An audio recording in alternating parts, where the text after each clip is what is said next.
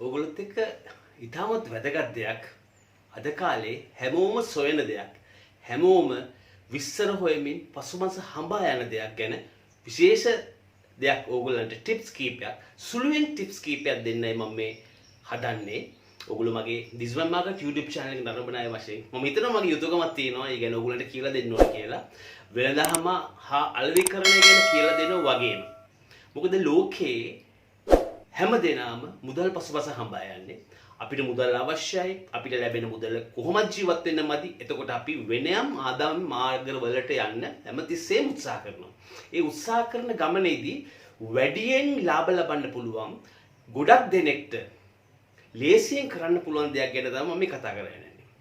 ඒ වගේම ශ්‍රී ලංකාවෙත් ලෝකේ පුරාත් මේ සබ්ජෙක්ට් එක මේ විෂය ගොඩක් සාකච්ඡා වෙනවා. ගොඩක් ඒකේ කටිය ආයෝජනය කරලා ගොඩක් ප්‍රතිඵල ලබා ගන්නවා. හැබැයි අපි හැමෝම බුද්ධිමත්ව තමයි මේ දේ කරන්න ඕන. ගොඩක් දේවල් හොයලා බලන්න තියෙනවා. මම කතා කරන්න යන දේ ගැන මම ගොඩක් වෙලා ගන්න තු කතා කරන්නම්. මම ඕගොල්ලන්ට කියන්න යන්නේ අද කොටස් වෙළඳ පොලේ මුදල් ආයෝජනය ගැන. දැන් ඕගොල්ලෝ උනන්දු වෙයි. මොකද ඕගොල්ලෝ බොහෝ දුරට YouTube channel එකේ, Google එකේ, ඉන්ටර්නෙට් එකේ කොටස් වෙළඳ පොළ ආයෝජනය ගැන විස්තර හොයනවා. ඒක මම දන්නවා. මමත් ඒකට සම්බන්ධ වෙලා සිටිනවා. එතකොට අපි දැන් වීඩියෝස් ගත්තොත්, YouTube channel වීඩියෝස් ගත්තොත් කොටස් වෙළඳ පොළ ආයෝජනය ගැන ගොඩක් මූලික සිද්ධාන්ත වලට වඩා ආයෝජනය කරන හැටි ගැන තමයි ගොඩක් කතා වෙලා තියෙන්නේ. ඒ වගේම සිද්ධාන්ත ගැන කතා කරපු වීඩියෝස් තියෙනවා. මම ඕගොල්ලන්ට අදහස් දක්වන්න යන්නේ, ඕගොල්ලන්ට කියලා දෙන්න යන්නේ ඔයා අලුත්ම කෙනෙක් කොටස් වෙළඳපොළ ගැන අහලා තියෙනවා. කොටස් වෙළඳපොළ ගැන උනන්දුවක් තියෙනවා. ඔයාගේ යාළුවෝ කොටස් වෙළඳපොළේ ආයෝජනය කරලා තියෙනවා.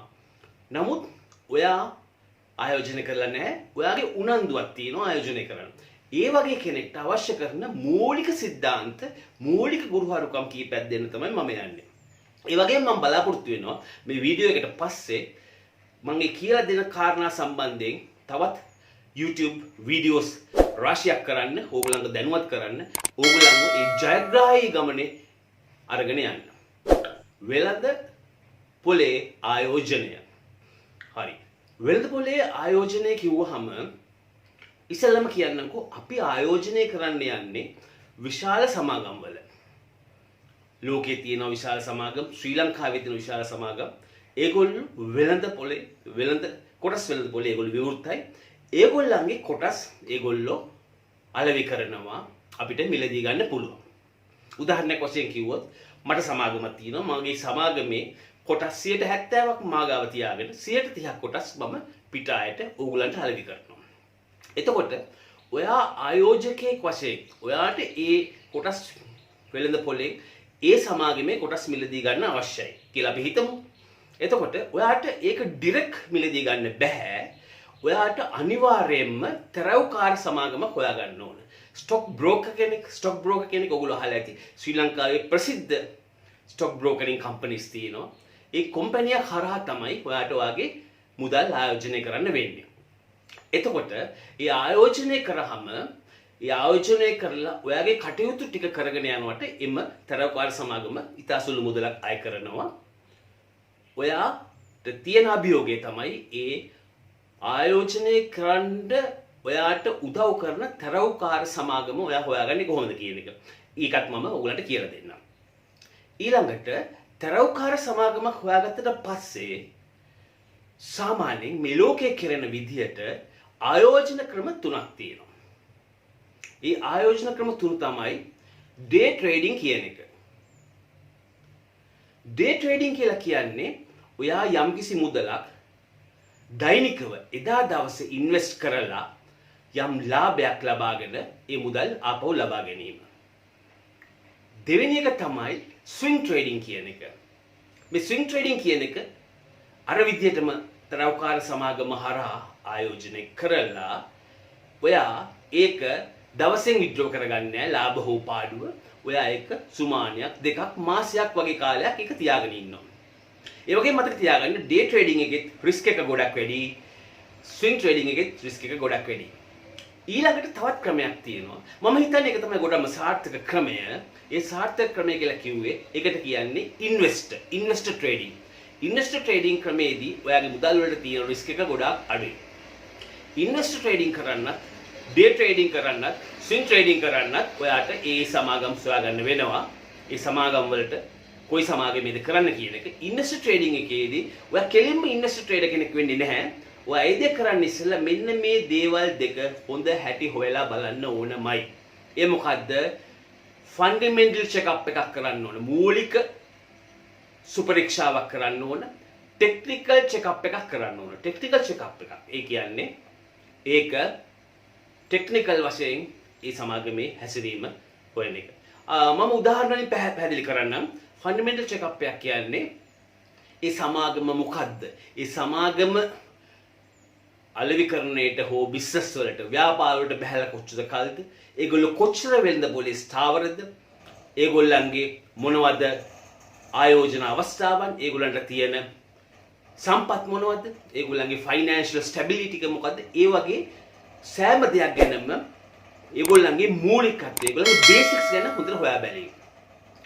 මම දෙවෙනුව කිව්වා ටෙක්නිකල් චෙක්අප් කියලා. ටෙක්නිකල් චෙක්අප් කියලා කියන්නේ ඒක ගොඩක් වෙලාට කරන්නේ ප්‍රස්ථාර හරහා. ඕගොල්ලෝ දැකලා තියෙනවා Excel එකේ තියෙනවා ඒ වගේම කම්පියුටර් පාවිච්චි කරන කට්ටිය ඕගොල්ලෝ හැමෝම දැන් කම්පියුටර් භාවිතය ගැන දන්නවා, පරිගණක භාවිතය ගැන. ඔයගොල්ලෝ බලනවා පහුගිය අවුරුද්දක් පුරාවටම ඒගොල්ලන්ගේ කොටස් වෙළඳ පොලේ ලාභාංශ ලබා ගැනීම, පසුබැස්ම මොන කාලවලදීද, කොයි වෙලාවටද වෙලා තියෙන්නේ, මොන භාණ්ඩ වලටද වෙලා තියෙන්නේ, ඒ වගේ ටෙක්නිකල් චෙක්අප් එකක්. ඒකට මම ලයිෆ් උදාහරණයක්, ජීවිතේ උදාහරණයක් ගන්නකො. හරියට ඔයා විවාහයක් කරගන්න යන කෙනෙක්, ඔයා හොයනවා ඒ ගෑනු ළමයා ලස්සන කෙනෙක් වෙන්න ඕන, සුදු කෙනෙක් වෙන්න ඕන, උස කෙනෙක් වෙන්න ඕන, ලස්සන සිරුරක් තියෙන කෙනෙක් වෙන්න ඕන. එතකොට ෆන්ඩමෙන්ටල් චෙක්අප් එක කියන්නේ ඔයා බලනවා ඒ ගෑනු ළමයා උගත් කෙනෙක්ද, එයාගේ දෙමව්පියෝ කවුද, එයා මොන විද්‍යාලයටද ගිහිල්ලා තියෙන්නේ, කොයි විදිහටද එයා ජීවිතේ ගත කරලා තියෙන්නේ, මොන රැකියාවක්ද කරන්නේ, මොන උපාධියක්ද කරලා තියෙන්නේ, ඒගොල්ලන්ගේ පවුලට සමාජයේ තියෙන පිළිගැනීම මොකද්ද, ඒ වගේ. දැන් මම හිතන්නේ ඔයගොල්ලෝ ටිකක් පැහැදිලි ඇති මම මේ මොකද්ද කියන්නේ කියලා. එතකොට ඒ වගේම රිස්ක් එකක් තියෙනවා. ටෙක්නිකල් චෙක්අප් එකක් විතරක් කරුවොත් බොහෝ දුරට ඔයාට ෆේල් වෙන්න පුළුවන්. ෆන්ඩමෙන්ටල් චෙක්අප් එකක් කරුවොත් ඔයා බොහෝ දුරට ස්ථාවරයි. නමුත් මම ඉල්ලා සිටින්නේ ඔයා ෆන්ඩමෙන්ටල් චෙක්අප් එකයි ටෙක්නිකල් චෙක්අප් එකයි දෙකම කරන්න ඕන. මේවා තමයි මූලික කාරණා කොටස් වෙළඳ පොලේ ආයෝජනය කරනකොට. ඔයා මේ ටික හොඳ හැටි අධ්‍යයනය කරන්න.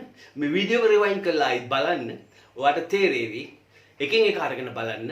ඔයාගේ උපයාගත් මුදල, ඔයාගේ ධනවත් වෙන්න තියෙන ආශාව උඩ ඔයා ඉන්වෙස්ට් කරන්න යනකොට ඔයා ගොඩාක් බොහෝ දුර කල්පනාකාරී වෙන්න ඕන. නම්බර 1 හොඳ තරවකාර සමාගමක් හොයා ගන්න ඕන. ඊළඟට ඔයා තීරණය කරන්න ඕන ඒගොල්ලොත් එක්ක කතා කරලා බලන්න පුළුවන්. ඩේ ට්‍රේඩින් කරනවද, ස්විං ට්‍රේඩින් කරනවද, නැත්නම් ඔයා ඉන්වෙස්ටර් කෙනෙක් වශයෙන් යනවද කියලා. ඊළඟට ඉන්වෙස්ටර් කෙනෙක් වශයෙන් යනවා නම් එම සමාගම සම්බන්ධයෙන් ෆන්ඩමෙන්ටල් චෙක්අප් එකක් සහ ටෙක්නිකල් චෙක්අප් එකක් අනිවාර්යෙන් කරලා තියෙන්න ඕන. මොකද ඔයාගේ ධනය හිතාම වටිනවා. ඔයා ඒ දේ වැඩි කරගන්නයි, දෙගුණ කරන්නයි, තෙගුණ කරන්නයි තමයි ඔයා ඒ දේට සම්බන්ධ වෙන්නේ. එතකොට ඔයාට ලොකු වගකීමක් සහ රිස්ක් එකක් තියෙනවා. නමුත් වෙළඳ පොලේ ආයෝජනය කරලා ගොඩාක් ඉහළට ඇවිල්ලා කෝටි ගණන් වලින් ලාභ උපයපු අය ඉන්නවා. උදාහරණයක් කියනවා වොරන් බෆේ කියන ගැන ඔයා අහලා තියෙනවා. එයා ඩොලර් 1000ක් තමයි ආයෝජනය කරලා තියෙන්නේ. දැන් එයා ඩොලර් මිලියන 17ක් දැන් 20ක් වෙලා ඇති. ඒ වගේ ප්‍රමාණයක ධනවතෙක් වෙලා තියෙන්නේ. එම නිසා ඔයාලට Google එකට ගිහිල්ලා, ඉන්ටර්නෙට් එකට ගිහිල්ලා, YouTube එකට ගිහිල්ලා ගොඩක් විස්තර දැනගන්න පුළුවන්. කොටස් වෙළඳ පොලේ ආයෝජනයේ ඉතාමත් ලාභදායී, ඉතාමත් ඉක්මනට, ඉතාමත් සුරක්ෂිතව ඉහළට යන්න ඔයාට ධනය දෙගුණ තෙගුණ කරන්න පුළුවන් දෙයක්. එම නිසා ආයෝජනය කරන්න එක හොඳයි. නමුත් ගොඩක් පරිස්සම් වෙන්න ඕන. ගොඩක් දේවල් හොයලා බලන්න ඕන. මම කියපු කාරණා සියල්ලම ඉෂ්ට වෙන්න ඕන. මම මේ සම්බන්ධයෙන් තව දුරටත් මේ කතා කරපු දේවල් සහ අනිකුත් දේවල් තව ඉදිරියට මම කතා කරන්න බලාපොරොත්තු වෙනවා. ඔයගොල්ලෝ මගේ BIZ Market YouTube channel එක subscribe කරන්න. මේ වීඩියෝස් ඔයගොල්ලන්ට බලන්න, bell icon එකත් click කරලා තියාගන්න. මම අලුත් වීඩියෝ එකක් දාපු ගමන් ඔයගොල්ලන්ට notification එකක් එනවා. එතකොට ඕගොල්ලන්ට හොඳට දැනුවත් වෙන්න පුළුවන්. අත්දැකීම් හරහා කතා කරන්නේ ඕගොල්ලන්ගේ ජීවිතේ සහ ව්‍යාපාර සහ ඕගොල්ලන්ගේ දිගු ගමනට අත්‍යවශ්‍ය කරන සියලුම උපදෙස් දෙන්න මම සූදානම්. කරුණාකරලා BIZ Market YouTube channel එක subscribe කරන්න. කොටස් වෙළඳපොළ ගැන අපි ළඟදීම තව වීඩියෝකින් හම්බ වෙමු. ඒ ගැන දැනුවත් වෙමු.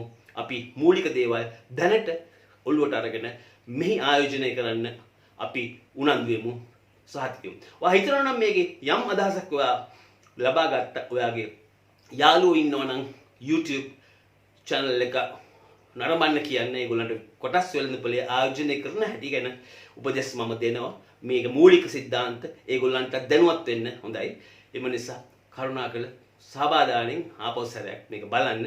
BIZ Market YouTube channel එක subscribe කරන්න අමතක කරන්න එපා. මේක බැලුවට ඕගොල්ලන්ට ගොඩක් ස්තුතියි. ජය වේවා. ස්තුතියි.